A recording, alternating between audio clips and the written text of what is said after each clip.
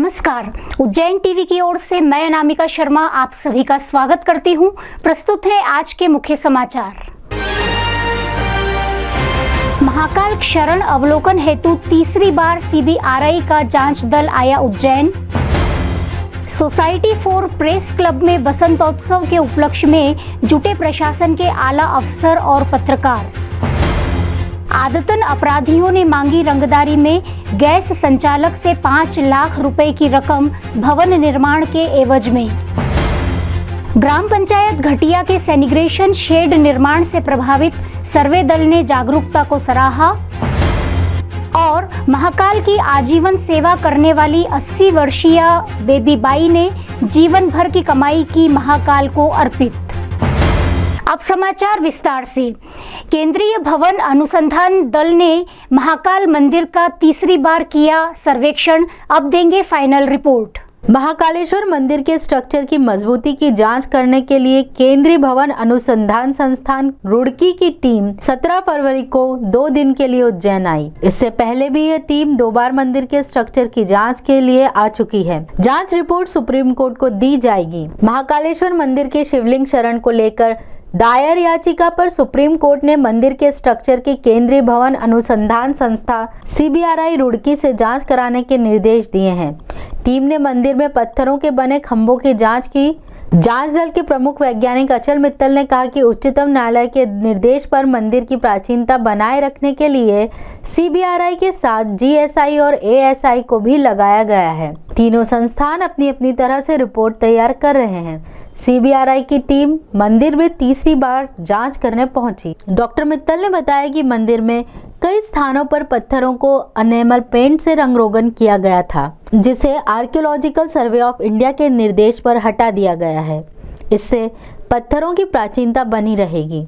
उन्होंने कहा कि टीम अपनी रिपोर्ट में पत्थरों और शिवलिंग के शरण को रोकने के लिए सुप्रीम कोर्ट को अपना सुझाव देगी, ताकि शरण को काफी हद तक रोका जा सके। रंगाई पुताई जो लाइन के ऊपर जो की हुई है उससे पौराणिक महत्व कोई खराब नहीं होता है, क्योंकि ब्रिक मैसनरी लाइम मोर्टार में है। लेकिन जो स्टोन्स के ऊपर पेंट है वो मेरी संज्ञान में आया है कि आर्कियोलॉजी सर्वे ऑफ इंडिया ने ऑलरेडी इनको रिपोर्ट दे दी है। वो हम लोग इसलिए उसके बारे में कुछ नहीं कहेंगे, वो ठीक ही कह रहे हैं। और आप अगर देखेंगे तो मंदिर परिसर में जो बहुत सारे पुराने बेसाल्ट स्टोन से इन्होंने निर्माण किए थे, अब सब जगह से पेंट इन्होंने हटा दिया है। उससे स्टोन्स की ब्रीदेबिलिटी भी बढ़ती है और उसकी लाइफ भी ज़्यादा रहेगी, ऐसा हम लोगों का मानना है। प्रशासन के आला अफसरों के सामने प्रेस क्लब अध्यक्ष ने कहा, जो पत्रकार होता है वह फर्जी नहीं होता है और जो फर्जी होता है वह पत्रकार नहीं होता है। बसंत पंचमी के अवसर पर सभी ने प्रेस क्लब में रखी अपनी बातें। शहर की पत्रकारिता जगत में उस वक्त एक नया अध्याय जुड़ गया जब सोसाइटी फॉर प्रेस क्लब के तरनताल स्थित कार्यालय भवन में बसंतोत्सव के बहाने प्रशासन के आला अफसर और पत्रकार मिल बैठे। कार्यक्रम में शिरकत कर रहे कलेक्टर आशीष सिंह, एसपी सत्येंद्र कुमार शुक्ल और नगर निगम कमिश्नर क्षितिज सिंघल का प्रेस क्लब के पदाधिकारियों और वरिष्ठ पत्रकारों ने स्वागत किया। स्वागत के पश्चात प्रेस क्लब अध्यक्ष विशाल सिंह हाड़ा ने फर्जी पत्रकारों संबंधी चल रहे भ्रम को पूर्ण विराम यह कहकर लगा दिया कि जो पत्रकार होते हैं वो फर्जी नहीं होते हैं, जो फर्जी होते हैं वह पत्रकार नहीं होते हैं। हाथ कंगन को आरसी क्या और पढ़े लिखे को फारसी क्या। अब जो भी चाहे जब भी चाहे पत्रकारों का सत्यापन करवा सकता है। उच्च अधिकारियों के संबोधन के दौरान नगर निगम कमिश्नर ने नगर निगम की उपलब्धियों को बयां करते हुए कहा कि हमने बहुत कुछ किया है और बहुत कुछ करना है। हमें मीडिया का सहयोग भी मिल रहा है। एसपी सत्येंद्र कुमार शुक्ल ने कहा कि हमने पुलिस की परंपरागत नकारात्मक छवि के उलट सकारात्मक छवि निर्मित की, क्योंकि हमने शहर में हर तरह के अपराध पर नियंत्रण करने में काफी सफलता प्राप्त की है। उज्जैन का मीडिया हमारे काम के महत्व को समझता है। कलेक्टर आशीष सिंह ने कहा कि उज्जैन की नई पहचान बनाने के लिए हम कृत संकल्प हैं। महाकाल न केवल आस्था का केंद्र ही है, बल्कि वह उज्जैन की अर्थव्यवस्था में भी अहम भूमिका निभाते हैं। हम महाकाल की अंतर्राष्ट्रीय छवि बनाने के लिए जुटे हुए हैं, ताकि देश विदेश से पर्यटक महाकाल दर्शन के लिए आए। कार्यक्रम के समापन पूर्व प्रेस क्लब के नए 65 मेंबरों को मंच पर ही परिचय पत्र प्रदान किए गए। कार्यक्रम का संचालक स्वामी मुस्कुराके ने बहुत ही सरस अंदाज में किया। गैस एजेंसी संचालक से आदतन बदमाशों द्वारा 5 लाख रुपए की रंगदारी मांगने का मामला सामने आया। थाना कोतवाली क्षेत्र के आर्य समाज मार्ग निवासी गैस संचालक सुनील कछवाए ने थाने में शिकायत दर्ज कराई कि उसके समीप रहने वाला आदतन बदमाश नितेश बाली उसके द्वारा पूर्व में उसी क्षेत्र में खरीदे गए एक भवन में निर्माण कार्य नहीं होने दे रहा है। वह वहां कार्य करने आए मिस्त्रियों मजदूरों को डरा धमका कर भगा देता है और निर्माण कार्य होने देने के एवज में 5 लाख रुपए की रंगदारी मांग रहा है। मामले की जानकारी देते हुए सुनील कछवाए ने बताया, तो नितेश बाली करके है, जो उसका पुराना रिकॉर्ड, उसका पहले का भी रिकॉर्ड है, उसका पूरा रिकॉर्ड भी है। पहले भी वो ब्राउन शुगर चक्कर में काफ़ी लंबे समय जेल में रहा है और भी घटना उसके ऊपर है। लेकिन हमने जब शिकायत करी तो उसने खबर करवाई मेरे पास में कि 5 लाख रुपए दो तो मैं इस मामले से हट जाऊँगा। जब भी हम आकर जानते तो हमारे मजदूरों को, मिस्त्रियों को, सबको मार कूट कर भगाया था और मुझसे भी उसने पिछली बार हरकत करी थी मारा कूटी की, तो हमने थाने पे उसकी रिपोर्ट भी दर्ज कराई थी। उसके बाद कार्रवाई नहीं हुई उसके ऊपर, तो थोड़ा हौसला उसका बुलंद हो गया। और अभी फिर उसने इतवार की बात है, यहाँ पर फिर हरकत करी उसने। उसमें टी साहब भी आए थे थाने कोतवाली के, उन्होंने को समझाया कि भाई मत कर ऐसी हरकत में, दिक्कत में आ जाएगा। तो उनसे भी बड़े बदतमीजी से बात करने लगा, तो उन्होंने उसको डांटा। इस मामले में हमने कोतवाली थाना प्रभारी से बात की तो उन्होंने 2 आरोपियों के सामने आने की बात कही। दूसरा आरोपी गोपाल है जो रंगदारी मांगने में नितेश का साथ दे रहा है। साल 2012 में भी इसी तरह की शिकायत कछवाए द्वारा थाने में की गई थी। तो उनके पड़ोस में ही रहने वाले बाली और गोपाल नाम के व्यक्ति है, उन लोगों ने कहा कि इस मकान पे हमारा कब्जा है, आप क्यों डिसमेंटल कर रहे हैं। इसी बात को लेकर उन्होंने 2012 में एक रोक टोक की थी और मारपीट भी की इन लोगों के साथ। उसके बाद इन लोगों ने थाने पे रिपोर्ट की थी। थाने पे रिपोर्ट होने के बाद कुछ समय शांत रहे। फिर इन दोनों ने, गोपाल और नीतू बाली ने, इन लोगों सुनील को बोल रहे, खबर पहुंचा रहे हैं कि आप हमें 5 लाख रुपए दो, नहीं तो ये काम तुम्हारा होने नहीं देंगे।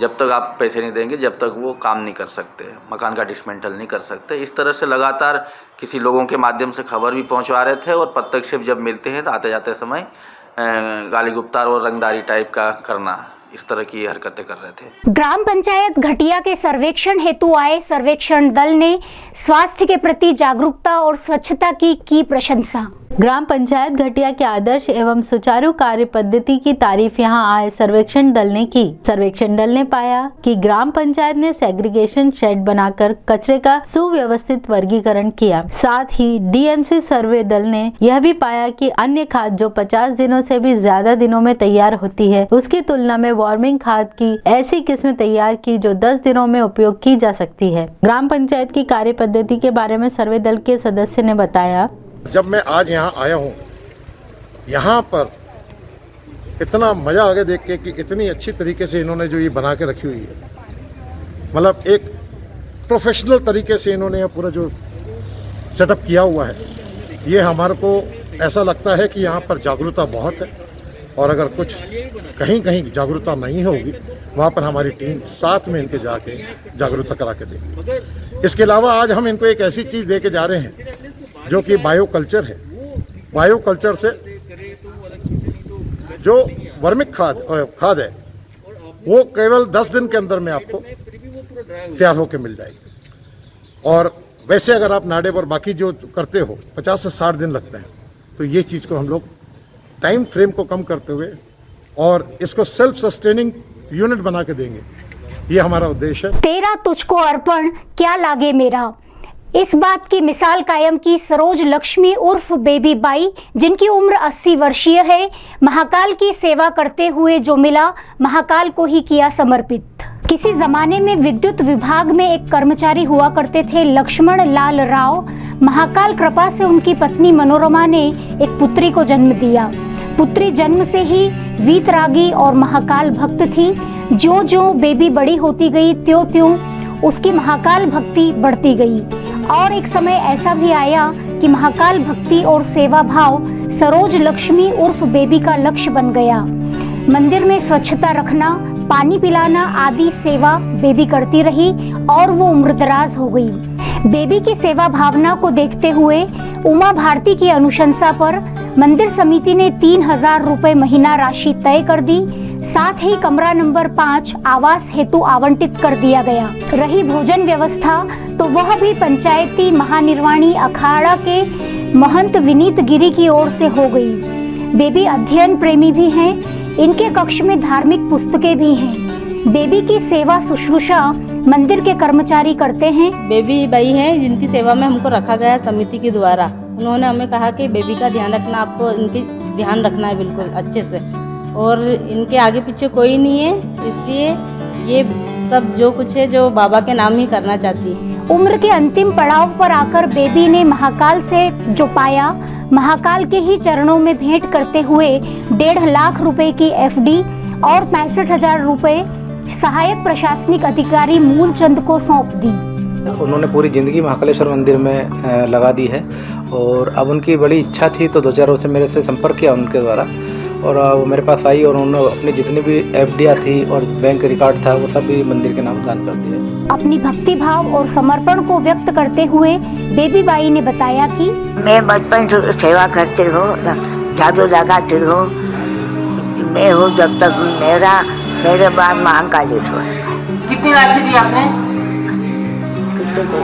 2 से ऊपर 2 से ऊपर 2 लाख से ऊपर की बोलो। 2 लाख से ऊपर।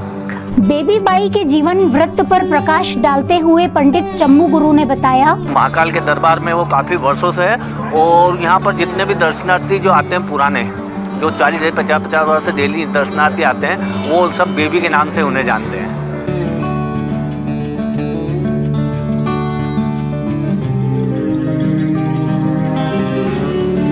बोलेरो जीप चालक ने लापरवाही पूर्वक वाहन चलाते हुए बाइक सवार को टक्कर मार गंभीर घायल कर दिया। ग्राम बड़गामा तहसील बड़नगर निवासी 51 वर्षीय सूरजनाथ योगी अमलावदा से किसी पारिवारिक कार्यक्रम में सम्मिलित होकर बाइक से बड़गामा वापस जा रहे थे। तभी ग्राम खरसौद कला के समीप अज्ञात बोलेरो वाहन चालक ने लापरवाही पूर्वक वाहन चलाते हुए उन्हें टक्कर मार दी, जिन्हें 108 एम्बुलेंस की मदद से जिला अस्पताल पहुंचाया गया। सूरजनाथ के हाथों और पैरों में गंभीर चोट आई है। घटना की जानकारी देते हुए परिजन गट्टू नाथ योगी ने बताया, मंगलवार के दिन हुआ 10:30 बजे।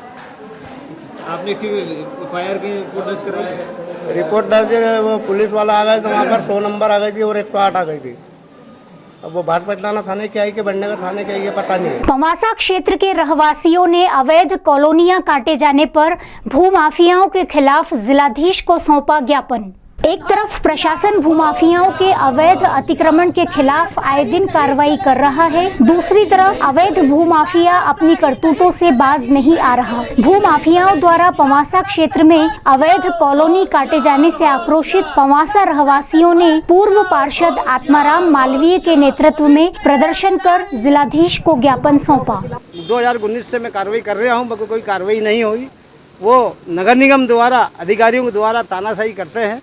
तो आज मैं माननीय कलेक्टर साहब के पास आया हूँ। मैं मेरा आज आवेदन दे रहा हूँ मीडिया के माध्यम से, इन पर शीघ्र कार्रवाई की जाए और मेरे सारे कार्य रुक रहे हैं, इनने काफ़ी रोक रहे हैं। मेरा माननीय कलेक्टर साहब से यही निवेदन है। मेरे क्षेत्र में कार्य विलंब भी हो रहे हैं और काफ़ी पब्लिक का आक्रोश है। मेरा यही निवेदन है, कार्य करवाया जाए। देर रात करीब 3 बजे नागझीरी क्षेत्र स्थित पोहा फैक्ट्री में अचानक आग लगने से लाखों रुपए के नुकसान होने की बात आई सामने।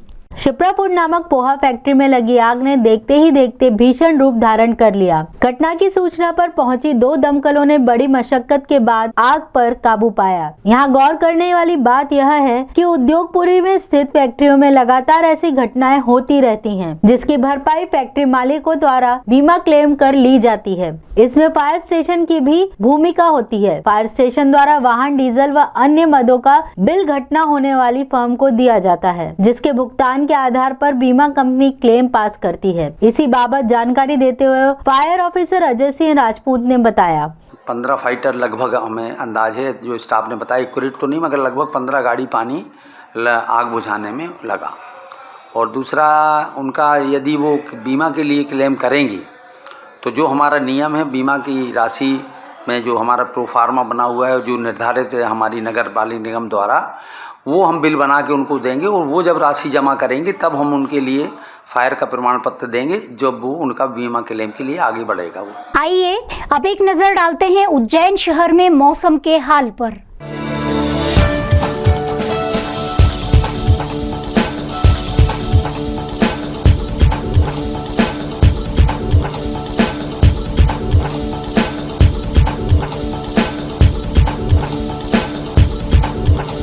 अंत में मुख्य समाचार एक बार फिर। महाकाल क्षरण अवलोकन हेतु तीसरी बार CBRI का जांच दल आया Ujjain. Society for press club में बसंतोत्सव के उपलक्ष्य में जुटे प्रशासन के आला अफसर और पत्रकार। आदतन अपराधियों ने मांगी रंगदारी में गैस संचालक से 5 लाख रुपए की रकम भवन निर्माण के एवज में। ग्राम पंचायत घटिया के सैनिग्रेशन शेड निर्माण से प्रभावित सर्वे दल ने जागरूकता को सराहा। और महाकाल की आजीवन सेवा करने वाली 80 वर्षीय बेबी बाई ने जीवन भर की कमाई की महाकाल को अर्पित। ये थे उज्जैन शहर के प्रमुख समाचार। ताज़ा समाचारों के लिए देखते रहें उज्जैन टीवी और कृपया उज्जैन टीवी के YouTube चैनल को लाइक और सब्सक्राइब करना न भूलें। नमस्कार।